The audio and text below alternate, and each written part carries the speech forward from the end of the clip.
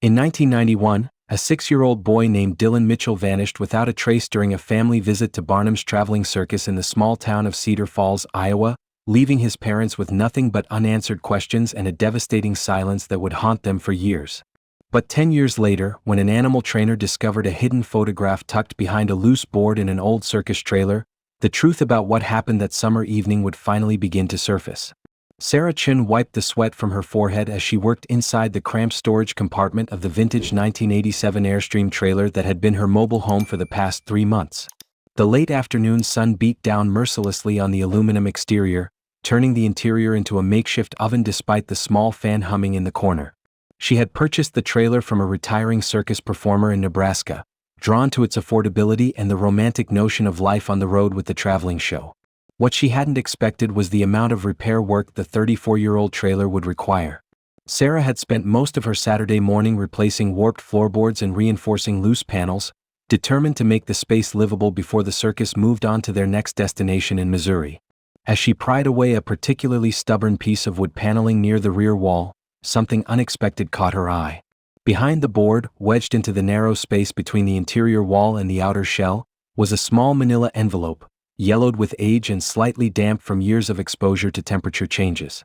Sarah carefully extracted the envelope, noting how it had been deliberately placed there, not accidentally dropped. Her name wasn't on it, of course, but someone had taken the time to hide this package with intention. The envelope was sealed, though the adhesive had weakened over time, making it easy to open without tearing. Inside was a single photograph, approximately 4 by 6 inches, with a distinctive glossy finish and slightly faded colors typical of early 1990s film processing. The image showed a young boy, perhaps 6 or 7 years old, with sandy brown hair and bright eyes, wearing a red and white striped shirt and denim overalls. He was standing next to what appeared to be a circus trailer, his small hand resting on the metal steps leading to the door. But it wasn't just any circus trailer. Sarah recognized the distinctive blue and silver pattern painted along the sides, the same pattern that decorated several of the older trailers still traveling with their current show. The boy in the photograph was smiling, but something about his posture seemed stiff, uncomfortable, as if the picture had been taken hastily or under pressure. Sarah turned the photograph over and found handwriting in black ink, though the words had faded considerably over the decade. She could make out what appeared to be a date, July 1991, and below that, a name that sent a chill through her chest, Dylan M. She had heard whispers around the circus about Dylan Mitchell, the little boy who had disappeared during a show in Iowa 10 years earlier. The case had made national news at the time, and even now veteran circus performers would occasionally mention it in hushed conversations during meal breaks or late-night gatherings around campfires. According to the stories Sarah had heard, Dylan had been attending the circus with his parents on a busy Saturday evening when he simply vanished. One moment he was watching the elephant performance with his mother and father, and the next he was gone, despite hundreds of witnesses and multiple security measures in place. The police had conducted an extensive investigation, interviewing every performer, crew member, and audience member they could locate. They had searched every trailer, every piece of equipment, every corner of the circus grounds. But Dylan Mitchell had disappeared as completely as if he had never existed at all, leaving behind only devastated parents and a community forever changed by the inexplicable loss. Sarah studied the photograph more closely, holding it up to catch the light from the small window. The boy's clothing looked slightly too large for his small frame, and his hair appeared to have been recently cut, though not professionally. There was something about his eyes that troubled her, a quality she couldn't quite identify but that made her stomach tighten with unease. The trailer in the background was definitely from their circus family. She recognized not just the paint scheme but specific details: the custom-built storage compartments, the distinctive door handle, even the small dent near the bottom step that had been there for as long as anyone could remember. Sarah's hands trembled slightly as she considered the implications of what she had found. If this really was Dylan Mitchell, and if this photograph had been taken after his disappearance, then everything everyone believed about the case was wrong. The boy hadn't been kidnapped by a stranger and taken far from the circus. He had been hidden in plain sight, right here among the very people who were supposed to be helping search for him. She thought about the date on the back of the photograph, July 1991. Dylan had disappeared on July 15th of that year, a date that had been seared into the memory of everyone associated with the circus. If this photo was taken after that date, it meant someone had not only known where Dylan was but had documented their crime, keeping a record of what they had done. Sarah sat back against the repaired wall, the photograph still clutched in her hands. She knew she had to report this discovery to the authorities, but she also knew that doing so would turn her life upside down. The circus was her home now, these people were her family, and the revelation that one of them might be connected to a child's disappearance would destroy the trust and bonds that held their community together. But as she looked again at the face of the young boy in the photograph, at his uncertain smile and the way his small shoulders seemed to carry a weight too heavy for his years, Sarah realized she had no choice. Dylan Mitchell deserved justice, and his parents deserved answers, even if those answers came 10 years too late. The shadows were lengthening outside her trailer window as the day gave way to evening. Tomorrow, the circus would pack up and move to their next destination, just as they had been doing for decades, carrying their secrets and stories along the endless highways of America. But tonight, Sarah would have to decide whether to let those secrets remain buried or to finally bring the truth into the light.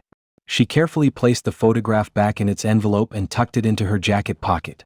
Whatever came next, she knew this discovery would change everything, not just for her but for everyone who had spent the last 10 years wondering what had happened to Dylan Mitchell on that warm summer evening in Cedar Falls, Iowa. Sarah spent a sleepless night staring at the ceiling of her trailer, the manila envelope resting on the small table beside her bed like a weight pressing down on her chest. Every time she closed her eyes, she saw the face of the boy in the photograph, his uncertain smile haunting her thoughts. By dawn, she had made her decision. She dressed quickly and walked across the circus grounds to the main office trailer, where Maggie Rodriguez, the circus manager, was already reviewing paperwork for their upcoming move to Springfield, Missouri. Maggie had been with Barnum's traveling circus for over 20 years, serving as both administrator and unofficial mother figure to the tight-knit community of performers and crew members. Sarah knocked softly on the door and entered when Maggie called for her to come in. The older woman looked up from her desk, immediately noticing the serious expression on Sarah's face and the manila envelope clutched in her hands.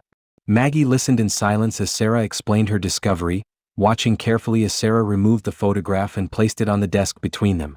When Sarah finished speaking, Maggie picked up the photo with hands that trembled slightly, studying the image for several long minutes without saying a word. The silence stretched between them until Maggie finally spoke, her voice barely above a whisper. She told Sarah that she remembered Dylan Mitchell's disappearance vividly, how it had torn apart not just his family but the entire circus community. The police investigation had been thorough and devastating, with officers treating every performer and crew member as a potential suspect until they were finally cleared. Maggie explained that the case had nearly destroyed the circus financially and emotionally.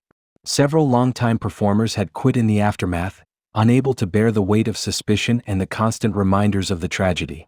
The circus had changed its name and restructured its operations in an attempt to move forward, but the shadow of Dylan Mitchell's disappearance had followed them for years. As Maggie continued to examine the photograph, she pointed out details that Sarah had missed. The trailer in the background wasn't just similar to their current trailers, it was identical to one that had belonged to Harold Morrison, a performer who had left the circus abruptly in late 1991, claiming he needed to care for a sick relative in Florida. Sarah's blood ran cold as Maggie described Harold Morrison. He had been a jack-of-all-trades performer, working with animals, helping with setup and breakdown, and occasionally filling in as a clown when needed. He had been well-liked by most of the circus family, known for his willingness to help newcomers and his skill with the more difficult animals. But Maggie admitted there had always been something slightly off about Harold, a quality she couldn't quite put her finger with children that had occasionally made some of the parents uncomfortable. He had never done anything overtly inappropriate, but he had shown an unusual interest in the families who attended their shows, often lingering near the audience areas longer than necessary. Most disturbing of all, Maggie revealed that Harold had been one of the last people seen talking to Dylan Mitchell on the night he disappeared. The police had questioned him extensively, but his alibi had checked out and there had been no physical evidence linking him to the boy's disappearance. Maggie set the photograph down and looked directly at Sarah, her expression grave. She explained that Harold Morrison had never been completely cleared by the authorities, but without evidence, the investigation had eventually moved in other directions. His sudden departure from the circus just months after Dylan's disappearance had raised eyebrows, but by then the trail had gone cold. Sarah realized they were holding what might be the first real evidence in the Dylan Mitchell case in over a decade. The photograph not only proved that Dylan had been alive after his official disappearance but suggested that Harold Morrison had been involved in whatever had happened to him. The question now was what to do with this information and whether 10 years was too late to finally bring Dylan Mitchell home. Maggie reached for her phone with a determination Sarah hadn't expected. She explained that she still had contacts from the original investigation, including Detective Ray Kovac, who had been the lead investigator on Dylan Mitchell's case. Kovac had retired from the Cedar Falls Police Department 3 years earlier but remained haunted by the unsolved disappearance that had defined the final years of his career. Within an hour, Detective Kovac arrived at the Circus grounds in Springfield, Missouri, driving the same weathered sedan he had used during his active duty years. Sarah was surprised to see how the case had aged him beyond his 62 years. His gray hair was thinning and deep lines etched his face, but his eyes still held the sharp focus of a man who had never stopped searching for answers. Kovac examined the photograph under a magnifying glass he pulled from his jacket pocket, comparing it to crime scene photos and evidence documentation he had brought with him in a thick manila folder.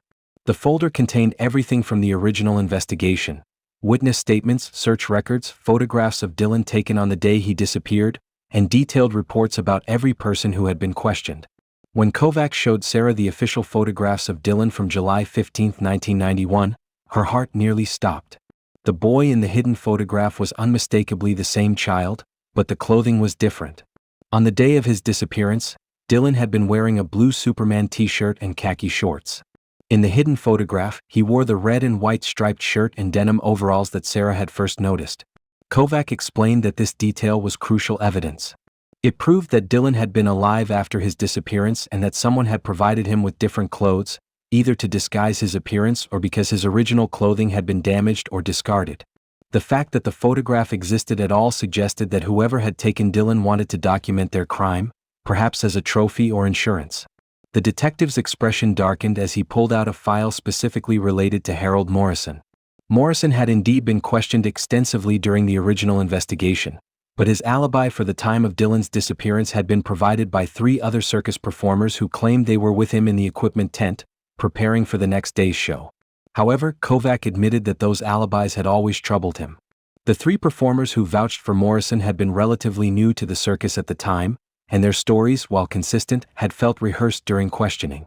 Without physical evidence or witness testimony placing Morrison near Dylan at the time of the disappearance, the investigation had been forced to move in other directions. Kovac revealed something that sent chills through both Sarah and Maggie. After Morrison left the circus in late 1991, the detective had attempted to track him down for follow-up questioning. But Harold Morrison seemed to have vanished as completely as Dylan Mitchell himself. The address he had provided in Florida led to an empty lot. The social security number he had given to the circus was fake, and no one matching his description could be found in any official records. The detective explained that this pattern suggested Harold Morrison wasn't even his real name. Whoever this man was, he had been operating under a false identity, which explained how he had been able to disappear so effectively after Dylan's case went cold. As the 3 of them sat in Maggie's trailer, surrounded by the evidence of a decade-old crime, Kovac made a decision that would change everything. He pulled out his cell phone and called his former partner, Detective Sarah Chen, who was still active with the Cedar Falls Police Department. Within minutes, he had arranged for the photograph to be processed for fingerprints and other forensic evidence that might have been missed by 1990s technology. But more importantly, Kovac explained that the discovery of this photograph gave them grounds to reopen the Dylan Mitchell case officially. After 10 years of cold leads and dead ends, they finally had real evidence that the boy had been alive after his disappearance and that Harold Morrison, or whoever he really was, had been involved in his abduction. The search for Dylan Mitchell was about to begin again, and this time they had a starting point. 3 days after Detective Kovac reopened the Dylan Mitchell case, Sarah received a phone call that would change her understanding of everything she thought she knew about the circus community. The voice on the other end belonged to Linda Mitchell, Dylan's mother, who had been contacted by the police about the discovery of the photograph. Linda's voice carried the weight of 10 years of grief and desperate hope. She explained that she and her husband Robert had never stopped searching for their son, had never accepted that he was simply gone forever. They had hired private investigators, followed every lead no matter how unlikely, and maintained a website with Dylan's information in case anyone, anywhere, might have seen him. Sarah agreed to meet with the Mitchells at a small diner outside Springfield, away from the circus grounds where curious performers might overhear their conversation. When she arrived, she immediately recognized the couple from the old newspaper clippings she had found online. They looked older now, worn down by a decade of unanswered questions, but their eyes still held the fierce determination of parents who refused to give up. Robert Mitchell was a tall, quiet man who worked as a mechanic in Cedar Falls. He had taken the day off to drive to Missouri, something his wife explained he rarely did anymore since Dylan's disappearance had made him reluctant to travel far from home. Linda was smaller, more animated, with graying brown hair and hands that moved constantly as she spoke, as if she couldn't contain the nervous energy that had sustained her through years of searching.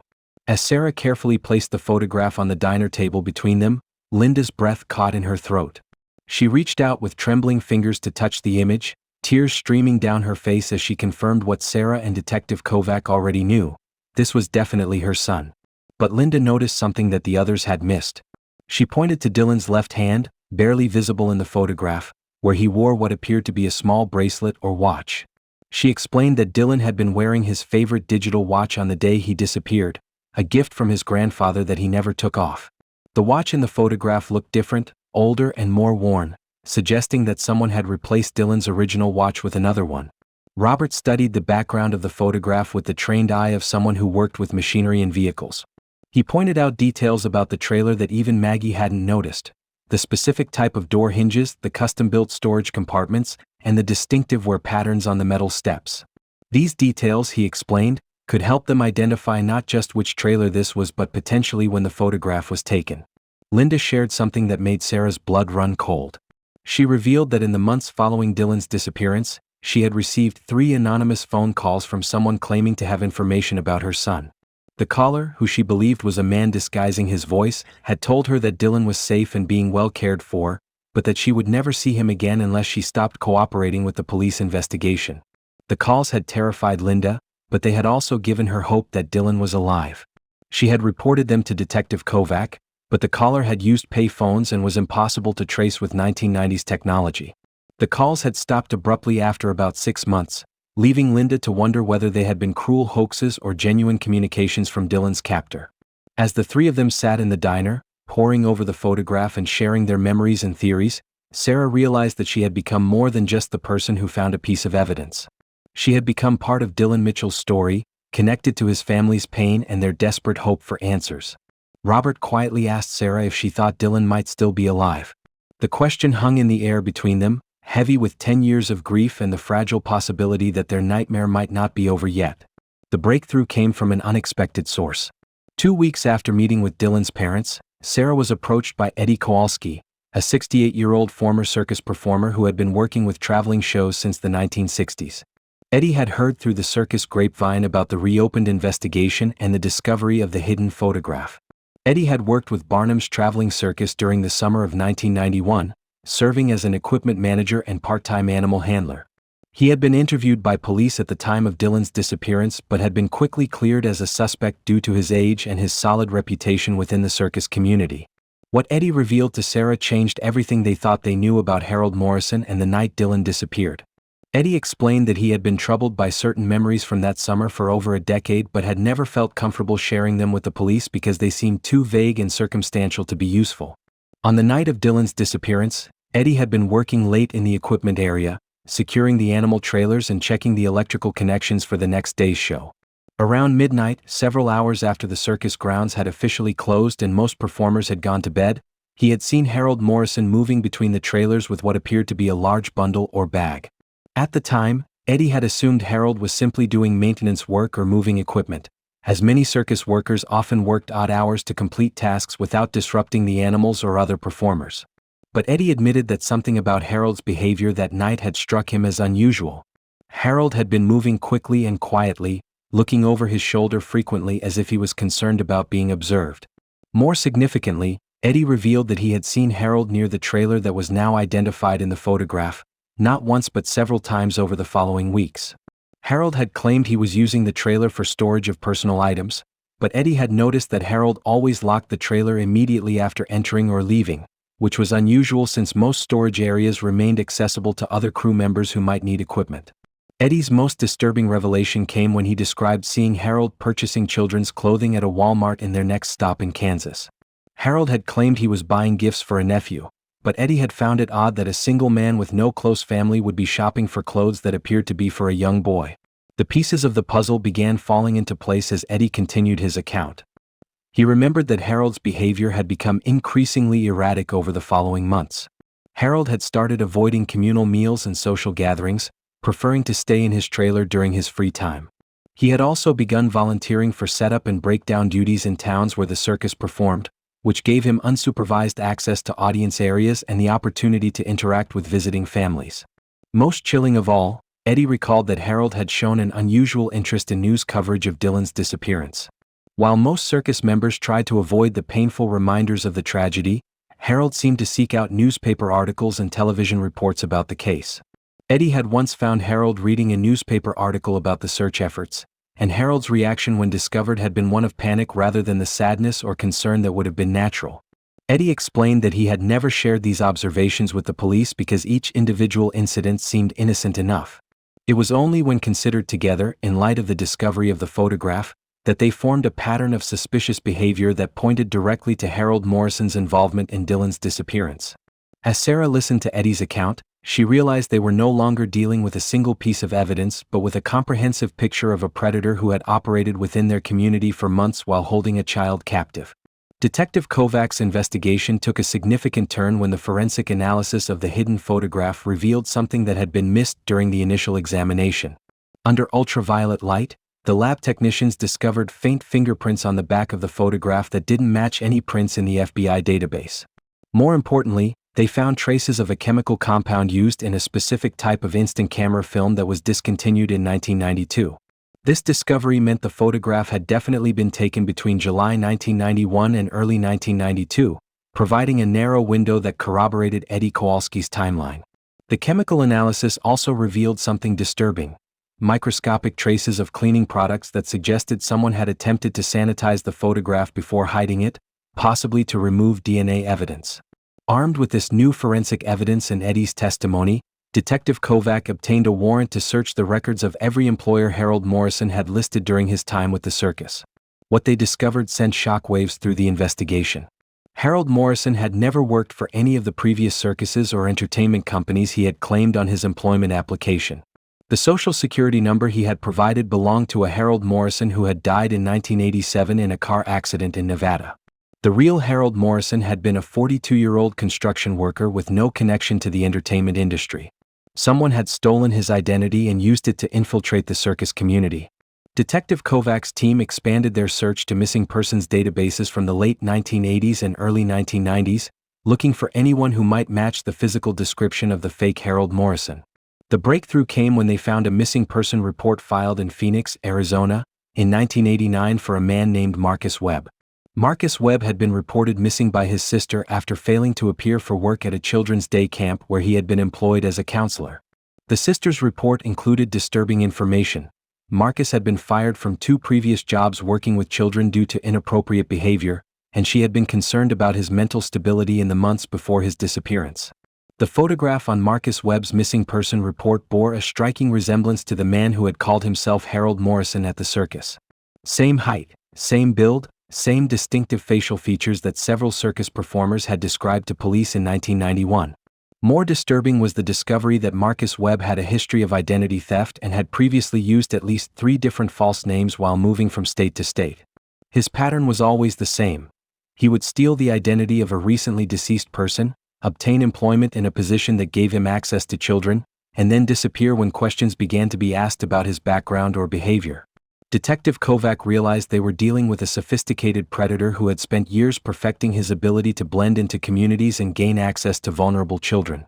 The circus had been the perfect cover for someone like Marcus Webb, providing a transient lifestyle that made background checks difficult and offering numerous opportunities to interact with families without arousing suspicion. The investigation team began working backward through Marcus Webb's known movements, trying to identify other potential victims and locations where he might have operated under different identities. What they found was a trail of suspicious disappearances and unexplained incidents involving children in at least 4 states between 1987 and 1991. Sarah felt sick when Detective Kovac shared these findings with her. The man who had lived and worked alongside her circus family for months had been a predator who had likely victimized other children before Dylan Mitchell. The thought that Dylan might not have been his only victim was almost too horrifying to contemplate. But the discovery of Marcus Webb's true identity also gave them something they hadn't had before: a real name and a documented history that could potentially lead them to Dylan Mitchell, wherever he might be now. The investigation reached a critical turning point when Detective Kovac received an unexpected phone call from a woman named Janet Reeves in Tampa, Florida. Janet had seen the renewed media coverage of the Dylan Mitchell case and recognized the photograph of Marcus Webb that police had released to the public. Janet explained that in late 1991, just months after Dylan's disappearance, a man matching Webb's description had rented a small apartment in her neighborhood under the name Henry Morse. The man had been quiet and kept to himself, but Janet had noticed something that had troubled her at the time. He seemed to have a young boy living with him, though he had never mentioned having a child when he filled out his rental application. Janet's description of the child sent chills through Detective Kovac. She recalled a boy who appeared to be around 7 or 8 years old, with sandy brown hair and a thin build, who she had seen occasionally in the apartment complex's courtyard. The boy had always seemed withdrawn and never played with other children in the neighborhood, despite Janet's attempts to encourage interaction.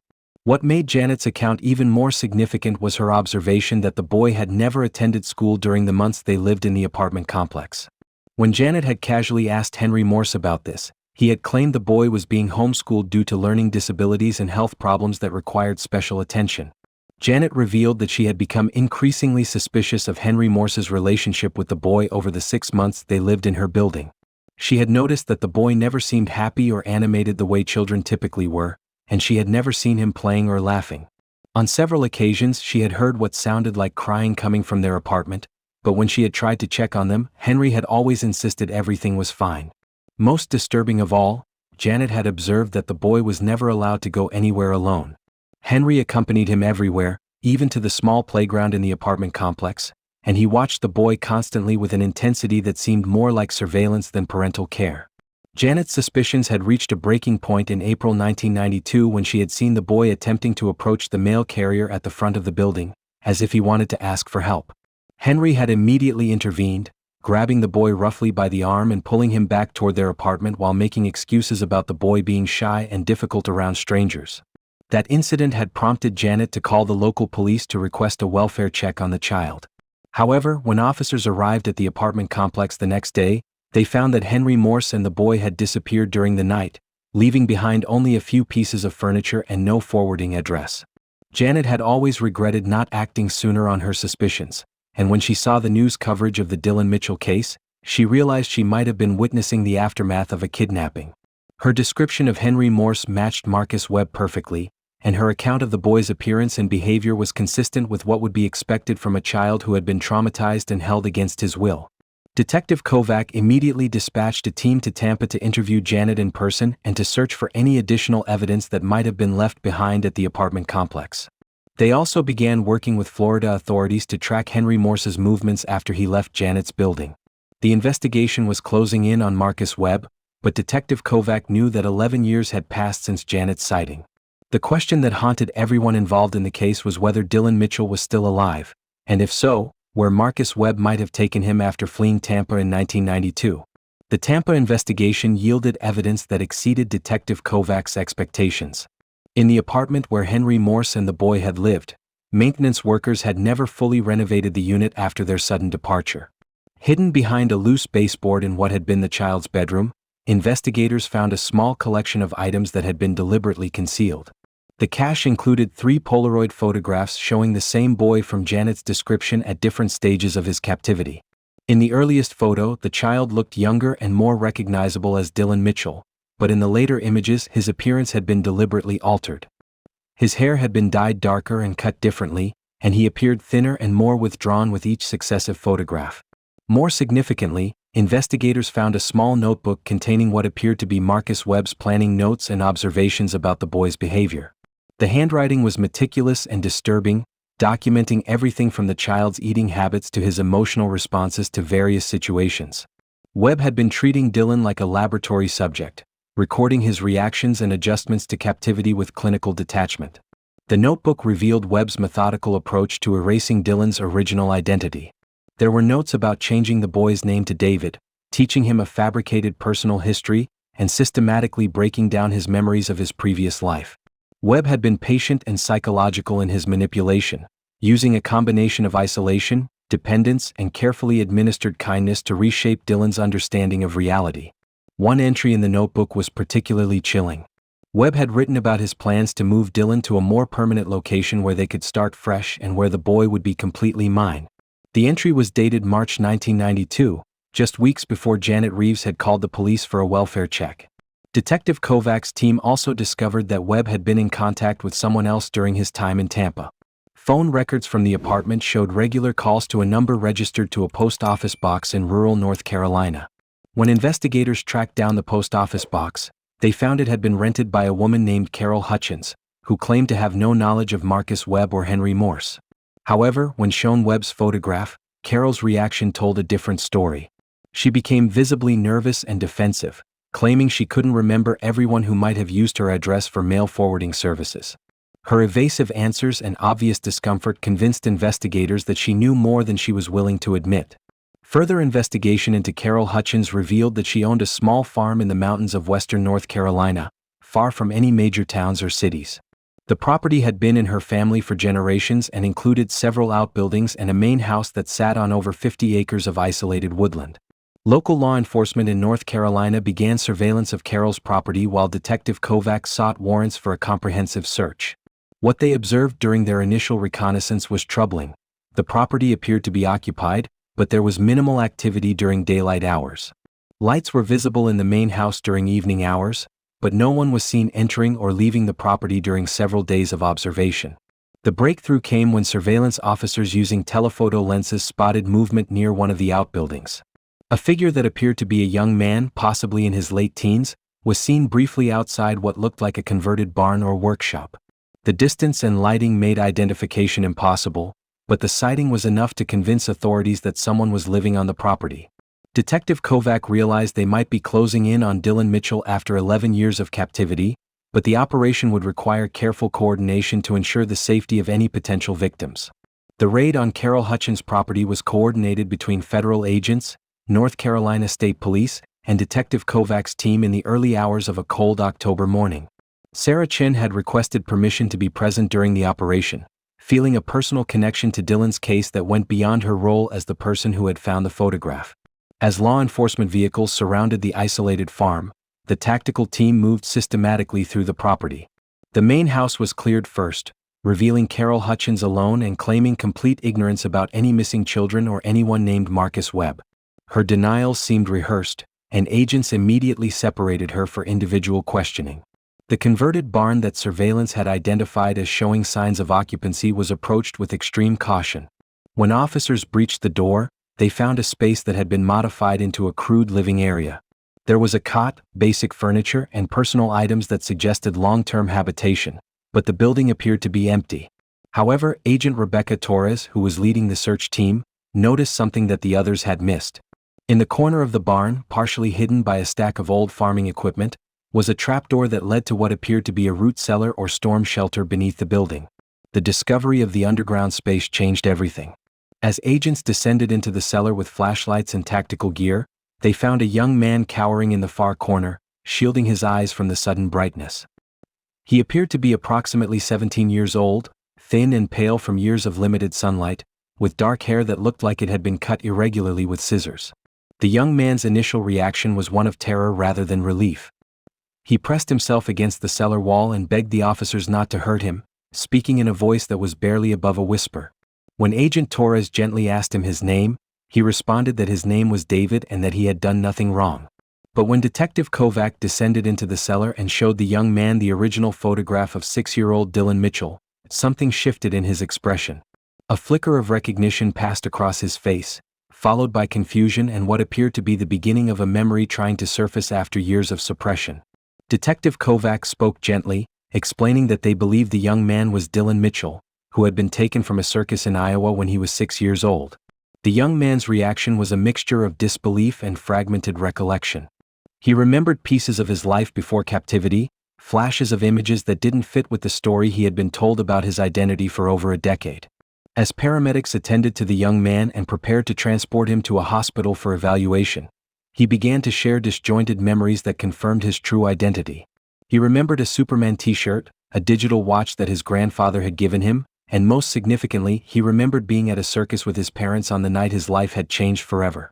The young man also revealed information that sent investigators racing back to search the property more thoroughly. He told them that Marcus Webb, whom he had known as Uncle Marcus, was not at the farm but had been planning to return within the next few days. Webb had been traveling, the young man explained, though he didn't know where or why. More disturbing was the young man's revelation that he was not the only child who had been brought to the farm over the years.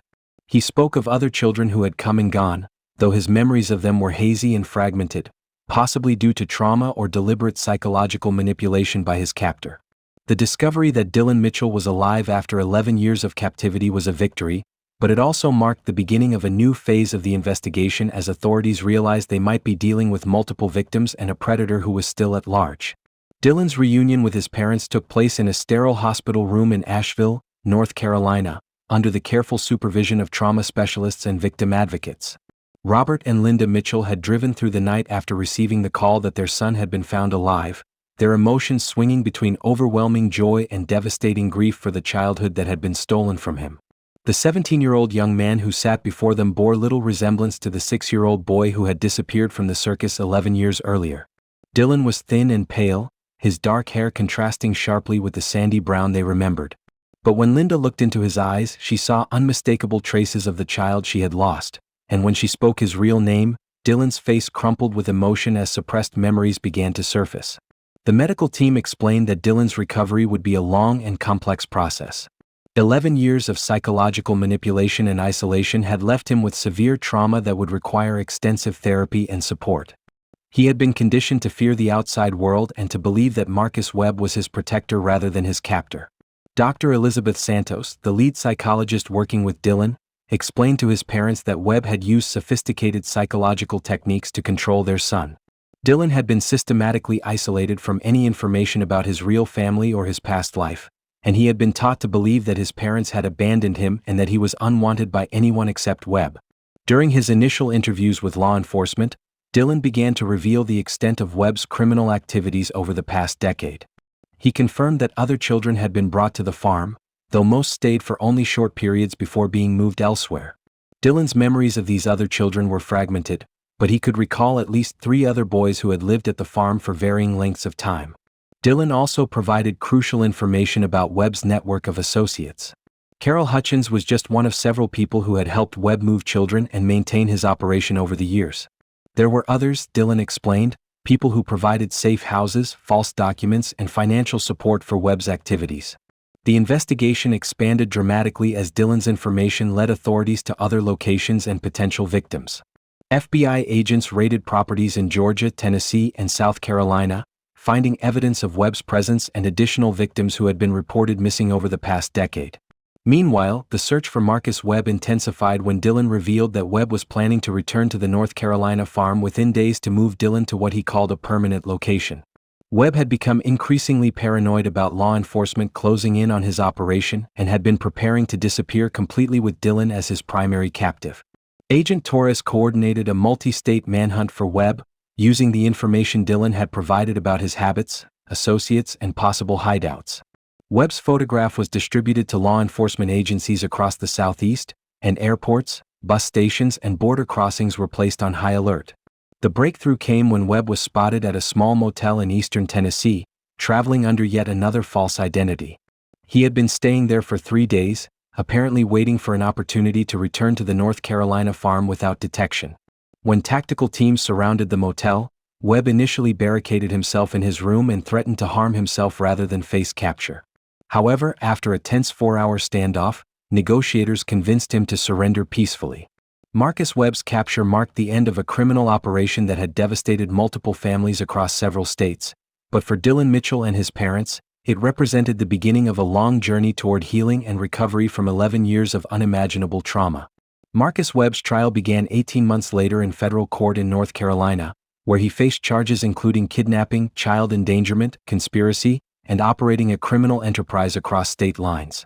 The case had drawn national attention, not only because of Dylan Mitchell's miraculous recovery after 11 years but also because of the scope of Webb's criminal network and the number of victims involved. Dylan, now 18 and legally an adult, made the difficult decision to testify against his captor. With the support of his family and his therapeutic team, he took the witness stand and described in quiet, measured tones the psychological manipulation and control that had defined his childhood and adolescence. His testimony was devastating in its detail and emotional impact. Dylan explained how Webb had systematically erased his memories of his real family, replacing them with fabricated stories about parents who had supposedly abandoned him. He described the isolation, the constant surveillance, and the fear that had governed every aspect of his life for over a decade.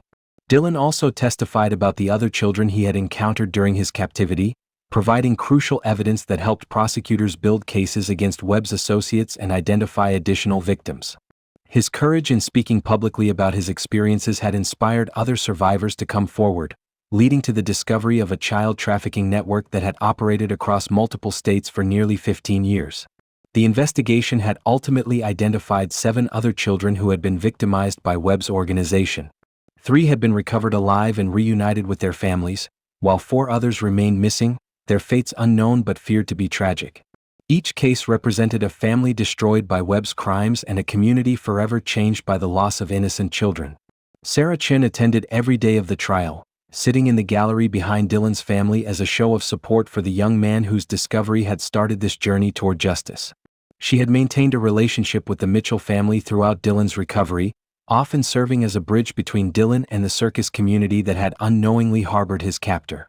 During the trial, Sarah learned details about Webb's operation that filled her with both rage and determination to ensure that such crimes could never happen again within the traveling entertainment industry. Webb had specifically targeted circuses and traveling shows because they provided perfect cover for his activities, allowing him to move freely between communities while gaining access to vulnerable children. The prosecution's case was strengthened by the discovery of Webb's detailed records, including the notebook found in Tampa and additional documentation seized from his associates. Webb had kept meticulous records of his crimes, apparently viewing his victims as possessions to be cataloged and controlled rather than human beings deserving of freedom and dignity. Carol Hutchins, who had provided Webb with the isolated farm where Dylan and other children were held, received a sentence of 25 years in federal prison after pleading guilty to conspiracy and child endangerment charges. Her cooperation with investigators had been crucial in understanding the full scope of Webb's network, but her role in facilitating his crimes could not be overlooked. Marcus Webb himself showed no remorse during the trial proceedings. He sat silently through most of the testimony, occasionally taking notes but never expressing any acknowledgement of the pain he had caused his victims and their families. When given the opportunity to address the court before sentencing, he declined to speak. The judge sentenced Marcus Webb to life in federal prison without the possibility of parole, calling his crimes among the most heinous acts of child exploitation and abuse the court had ever encountered. The sentence ensured that Webb would never again have the opportunity to harm children, but for his victims and their families, no amount of punishment could undo the years of suffering he had inflicted. As the trial concluded and Webb was led away in shackles, Dylan Mitchell sat with his parents in the courtroom gallery, holding their hands as they finally witnessed justice for the crime that had torn their family apart 11 years earlier. The legal proceedings were over, but their journey toward healing and recovery would continue for years to come. 5 years after Marcus Webb's conviction, Sarah Chen stood in the warm afternoon sunlight outside the new Dylan Mitchell Foundation headquarters in Cedar Falls, Iowa, watching as Dylan himself cut the ribbon to officially open the organization's Crisis Intervention Center for Missing and Exploited Children. At 23, Dylan had grown into a thoughtful young man whose quiet strength and determination had transformed his personal tragedy into a force for protecting other children. The foundation, established with support from law enforcement agencies, child advocacy groups, and the entertainment industry, had become a national model for preventing child abduction and supporting families of missing children. Dylan served as the organization's primary spokesperson, using his story to educate communities about the warning signs of predatory behavior and the importance of comprehensive background checks for anyone working with children. Robert and Linda Mitchell had channeled their years of anguish into advocacy work, becoming leading voices in the movement to strengthen child protection laws and improve coordination between law enforcement agencies when children disappeared across state lines. Their experience had taught them that every moment mattered in the critical first hours after a child went missing, and they had worked tirelessly to ensure that other families would receive better support than they had during their darkest days. The circus industry had undergone significant reforms in the wake of Webb's crimes. New federal regulations required comprehensive background checks for all employees and volunteers working with traveling entertainment companies, and a national database had been established to track performers and crew members as they moved between organizations. Sarah had played a crucial role in implementing these changes, working with industry leaders to develop protocols that balanced the traditional freedom of circus life with the need to protect vulnerable children. Sarah's own life had been forever changed by her discovery of the hidden photograph. She had left the traveling circus to work full-time with the Dylan Mitchell Foundation, using her insider knowledge of the entertainment industry to help train law enforcement officers and social workers about the unique challenges of investigating crimes within transient communities. Her work had taken her across the country, speaking at conferences and training sessions, always carrying with her the memory of that hot afternoon when she had found a manila envelope that would change everything. The foundation had helped locate and recover 37 missing children in its 5 years of operation, working closely with federal agents and local police departments to coordinate search efforts and provide resources to desperate families. Each case brought its own challenges and heartbreak, but also the possibility of miracles like Dylan's return to his family after 11 years of captivity. During the ribbon-cutting ceremony, Dylan spoke briefly about his journey from victim to advocate, his voice steady and clear as he addressed the crowd of supporters, law enforcement officials, and media representatives. He acknowledged that his recovery had been difficult and incomplete, that there were still days when the trauma of his childhood affected his ability to trust and connect with others. But he emphasized that his survival and healing had given his life a purpose that he might never have discovered otherwise. Dylan had enrolled in college to study criminal justice and psychology, with plans to work directly with law enforcement agencies to improve their response to child abduction cases. His unique perspective as both a survivor and an expert on predatory behavior had already made him a valuable consultant on several high-profile cases, and his work was helping to train a new generation of investigators who understood the psychological complexity of these crimes. Linda Mitchell had often said that while she would give anything to undo the 11 years of suffering her family had endured, she was proud of the man her son had become and the difference he was making in the lives of other families facing similar tragedies. The little boy who had been taken from a circus had grown into a young man whose courage and compassion were helping to ensure that other children would never experience the horror he had survived. As the ceremony concluded and Dylan posed for photographs with supporters and officials, Sarah reflected on the strange chain of events that had brought them all together. A hidden photograph, a mother's determination, a retired detective's refusal to give up, and a community's commitment to protecting its most vulnerable members had combined to create something beautiful from something terrible. The work was far from over, but Dylan Mitchell was home, and his story had become a beacon of hope for families still searching for their missing children.